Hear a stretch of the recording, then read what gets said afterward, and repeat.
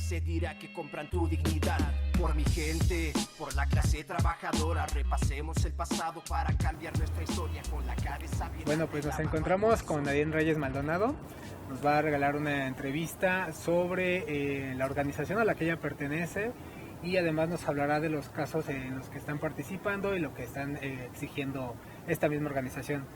Hola Nadia, pues muchísimas gracias por estar con nosotros. ¿Nos puedes decir a qué organización perteneces, por favor? Sí, bueno, pues gracias por el espacio.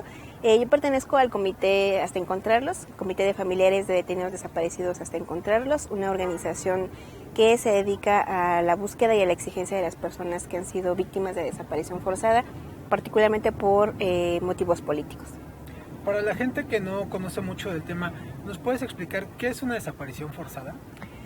Sí, una desaparición forzada se caracteriza por ser una privación de la libertad, sea legal o ilegal, y que esta tiene como característica el ser cometida por agentes del Estado, de cualquier nivel de gobierno, puede ser desde un policía de tránsito hasta una autoridad de estatal o militar, ¿no? Y se caracteriza por ser una privación de la libertad que después es negada, ¿no? La autoridad detiene a una persona pero nunca la presenta de manera formal ante una autoridad y niega después el tener o saber sobre su paradero de esta persona.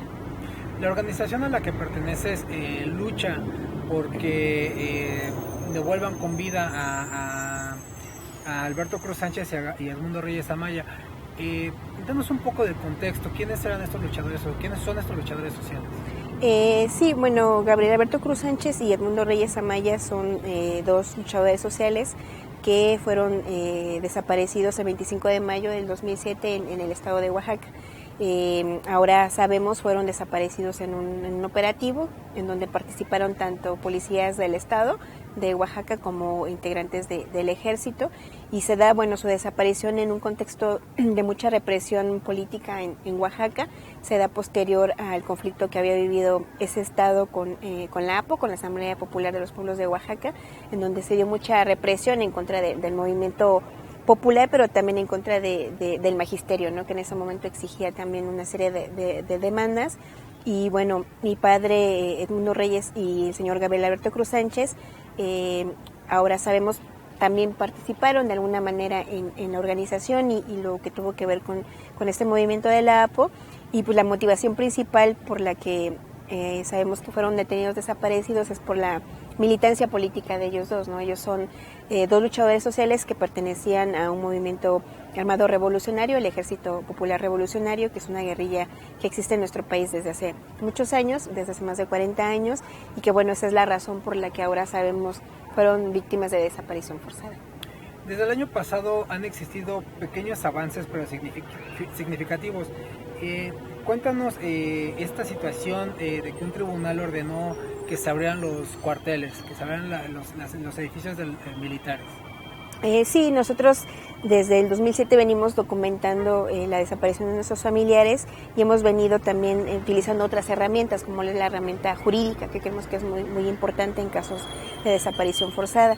En el año 2013, gracias al trabajo de nuestros abogados, interpusieron una demanda de amparo por la desaparición de mi padre y del señor Gabriel, y esta demanda de amparo en el 2019, más de 6 años después, un tribunal colegiado ordenó que por ser víctimas de una desaparición forzada, que es un delito muy grave, ordenó realizar la búsqueda de mi padre y de su compañero en los cuarteles militares. Esto porque hubo indicios, o el juez así lo determinó, que había evidencia de la participación del ejército en la desaparición de nuestros familiares, y ordenó realizar su búsqueda, ¿no?, en los cuarteles militares. Eso para nosotros fue un logro muy importante porque era de los primeros casos que se podía, ¿no?, llegar a saber o a encontrar a dos luchadores sociales en cuarteles militares. Sin embargo, esta decisión de la juez fue impugnada tiempo después por la misma Sedena y por la Fiscalía General de la República, ¿no? Ordenaba, además de la búsqueda en cuarteles militares, también ordenaba a la Fiscalía citar a comparecer a altos mandos y una serie, ¿no?, de diligencias más. y bueno, ellos lo que decidieron fue impugnar esa decisión, porque decían que no había elementos suficientes para determinar que habían participado en la desaparición forzada de nuestros familiares. Sin embargo, fue un precedente importante porque sí sigue todavía vigente esa exigencia, todavía no terminamos por concluir esa sentencia, entonces todavía seguimos con esa misma exigencia. Aunado a esta exigencia que hacen, ahora también están en una campaña para que la Suprema Corte de Justicia de la Nación atraiga el caso. ¿Qué alcances puede tener en caso de que la Suprema Corte la atraiga, qué alcances puede tener? Bueno, es muy importante porque, luego de que la Sedena impugna, el caso es turnado nuevamente a otro tribunal, el primer tribunal colegiado, y revisa otra vez el caso y dado la gravedad de la situación, ellos deciden que el caso es de suma importancia y lo que hacen es turnarlo a la Suprema Corte de Justicia de la Nación.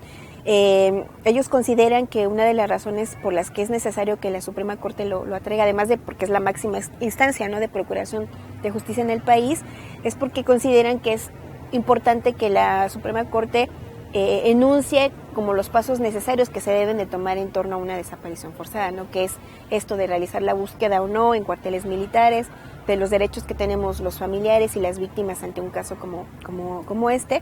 Y lo más importante es que al aceptarlo la Suprema Corte generaría ya un precedente de por sí, ¿no?, histórico, jurídico, y que también lo que generará es jurisprudencia, es decir, va a sentar como ciertos lineamientos que ya van a poder ser establecidos para otros casos. Entonces no solamente se beneficiaría el caso de la desaparición de nuestros familiares, sino que establecería precedentes y abriría las puertas para otros casos de desaparición forzada similares, ¿no? Y va a indicar qué es lo que se tiene que hacer ante también la interposición de un juicio de amparo para estos casos. Entonces, para nosotros sí es de suma importancia y creo que también para el resto del movimiento, ¿no?, que de familiares que estamos en esta exigencia, porque no solamente se beneficiaría un caso, sino que abriría más el marco para que otros casos también puedan ser beneficiados.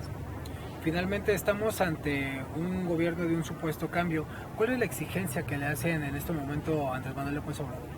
Pues la exigencia sigue siendo la misma, ¿no? Lo principal que nosotros queremos es saber en dónde está mi padre, Edmundo Reyes Amaya, y el señor Gabriel Alberto Cruz Sánchez, que se enjuicie y se castigue a los responsables, y creo que uno de los primeros pasos que tienen que dar pues, es cumplir con esta sentencia, que decimos son logros que se han obtenido de la misma lucha del movimiento popular de derechos humanos que hemos logrado como familiares, y que nosotros hemos reiterado, ¿no?, que si el gobierno actual de Andrés Manuel López Obrador se dice que es un gobierno distinto, pues debería de verse plasmado en hechos, ¿no? Y una muestra de voluntad y de decir que es distinto, pues sería empezar a cumplir, ¿no?, con lo que se estipula en esta sentencia, que la Suprema Corte lo atraiga y que lo resuelva favorablemente, ¿no? Entonces, pero la exigencia sigue siendo la misma, la presentación con vida de nuestros familiares y también de todos los detenidos desaparecidos que hay en el país.